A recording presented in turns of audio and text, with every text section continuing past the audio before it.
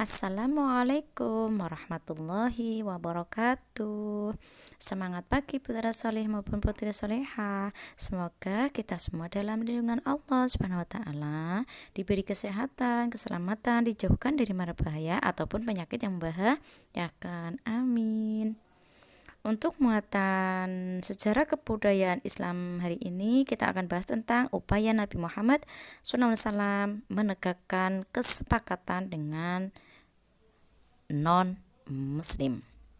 Tetapi sebelum kita belajar tentang upaya Nabi Muhammad SAW menegakkan kesepakatan dengan non-muslim, terlebih dahulu berdoa bersama-sama dimulai dengan lafal basmalah.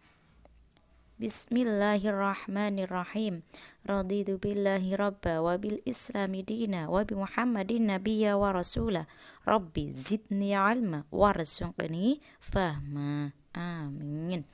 Asyhadu an la ilaha illallah wa asyhadu anna Muhammadar Rasulullah. Aku bersaksi bahwa tiada Tuhan selain Allah dan aku bersaksi bahwa Nabi Muhammad itu utusan Allah. Oke, untuk berikutnya sebelum belajar tentang upaya Nabi Muhammad SAW menegakkan kesepakatan dengan non-muslim, yuk kita belajar membaca surat Al-Fatihah dimulai dengan bacaan ta'awudz. A'udzu billahi minasyaitonir rajim. Bismillahirrahmanirrahim. Alhamdulillahi rabbil alamin. Ar-Rahmanir-Rahim. Maliki yaumiddin. Iyyaka na'budu wa iyyaka nasta'in. Ihdinas siratal mustaqim. Siratal ladzina an'amta 'alaihim ghairil maghdubi 'alaihim waladdallin. Amin. Oke, sekarang kita belajar tentang upaya Nabi Muhammad SAW menegakkan kesepakatan dengan non-muslim. Yang pertama yaitu Madinah sebelum kedatangan Islam, yaitu membuat piagam Madinah. Piagam Madinah itu perjanjian antara Nabi Muhammad dengan golongan Yahudi, ya. Piagam Madinah dibuat untuk melindungi hak-hak asasi manusia. Nah, nama lainnya yaitu Perjanjian Madinah. Adapun isi Piagam Madinah atau inti dari Perjanjian Madinah yaitu sebagai berikut.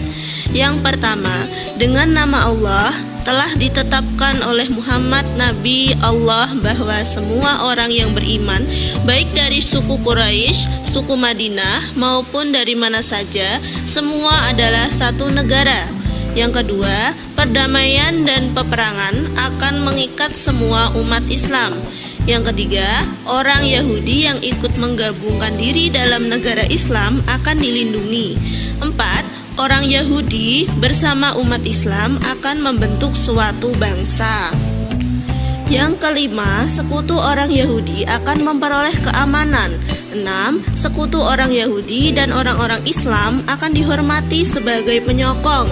7. Semua umat Islam yang sejati akan memandang rendah orang yang berbuat kejahatan. 8. Kota Madinah adalah kota yang suci dan aman bagi semua orang yang mengakui piagam ini. 9. Orang-orang Yahudi dan sekutu umat Islam tidak akan mengadakan persetujuan dengan musuh umat Islam untuk melawan umat Islam. Ke-10. Orang-orang yang bersalah akan dituntut dan dihukum. 11. Orang Yahudi akan bergabung dengan umat Islam dalam mempertahankan kota Madinah. 12. Semua perselisihan di masa depan akan diserahkan kepada Nabi Muhammad SAW. Nah, itulah 12 isi dari Piagam Madinah. Ditetapkannya Piagam Madinah itu membawa perubahan yang sangat besar bagi kehidupan umat Islam. Nah, adapun fungsi dari Piagam Madinah yaitu yang pertama, menyatukan suku Aus dan Kharaj. Yang kedua, Nabi Muhammad SAW diakui sebagai hakim dan kepala negara. Yang ketiga, kebebasan rakyat dijamin. Yang keempat, mengembangkan sikap toleransi antar umat. Dan yang kelima, menghentikan adat istiadat buruk bangsa Arab. Namun perjanjian Madinah ini tidak dapat bertahan lama karena golongan orang Yahudi berkhianat. Kaum muslimin yang imannya masih lemah, banyak yang terpengaruh hasutan orang munafik yang dipimpin oleh Abdullah bin Ubay. Selanjutnya yaitu peristiwa-peristiwa penting saat Nabi Muhammad SAW di Madinah. Suku Aus dan suku Kharaj menerima dengan baik seruan Nabi Muhammad dan sepakat menyatakan kesetiaannya. Mereka pun rela mengorbankan jiwa dan harta serta mendorong semangat Nabi Muhammad dalam berdakwah demi kejayaan Islam. Akan tetapi, di lain pihak, orang-orang Yahudi semakin membenci Rasulullah.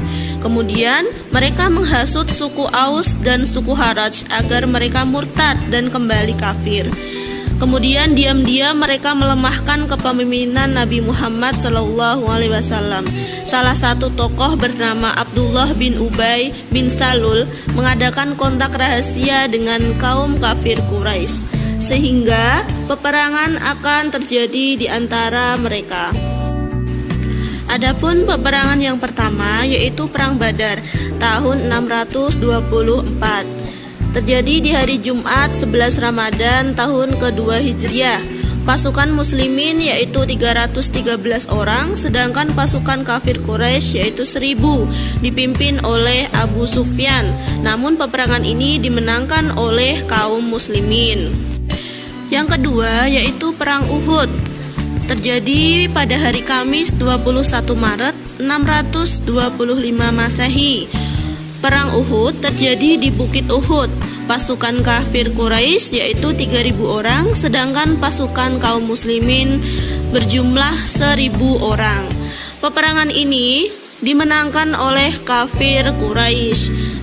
Kemudian selanjutnya yaitu Perang Khandaq tahun 5 Hijriah atau 627 Masehi.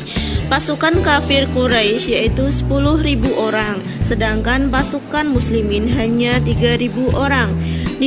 Disebut juga Perang Parit atas usulan Salman Al-Farisi. Atas kuasa Allah, kemenangan diraih oleh kaum muslimin.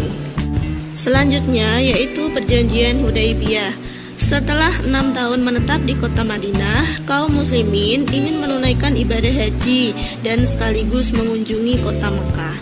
Namun di tengah jalan mereka dihadang oleh kaum kafir Quraisy, dan kaum muslimin di Hudaybiyah yang berjarak sekitar 6 mil dari kota Mekah itu kemudian dihadang dan berhenti sejenak.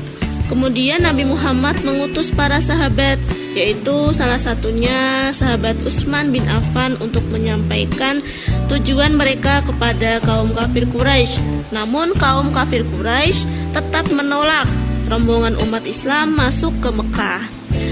Kemudian mereka menghasilkan kesepakatan yang disebut dengan Perjanjian Hudaybiyah. Nah, isi dari perjanjian tersebut antara lain yang pertama, masing-masing pihak menghentikan kontak senjata selama 10 tahun. Yang kedua, diperlakukannya kebebasan memilih untuk menjadi pengikut Nabi Muhammad atau kaum kafir Quraisy. Yang ketiga, kaum muslimin harus mengembalikan orang-orang Mekah yang menjadi pengikut Nabi, sedangkan orang-orang kafir tidak wajib mengembalikan orang Madinah yang di Mekah sebagai pengikut mereka. Yang terakhir yaitu rombongan umat Islam menunaikan ibadah haji ditangguhkan hingga tahun berikutnya. Dengan adanya perjanjian Hudaybiyah menciptakan simpatik orang-orang kafir Quraisy. Pengikut Nabi yang awalnya 1.400 orang sekarang menjadi bertambah menjadi 10.000 orang. Namun para sahabat sempat protes karena isi perjanjian Hudaybiyah dianggap merugikan kaum muslimin. Namun ada pula raja yang menolak ajakan masuk Islam, yaitu Raja Persia, hingga muncul peperangan besar antara kedua belah pihak. Adapun peperangan yang terjadi yaitu yang pertama Perang Khaybar 7 Hijriah.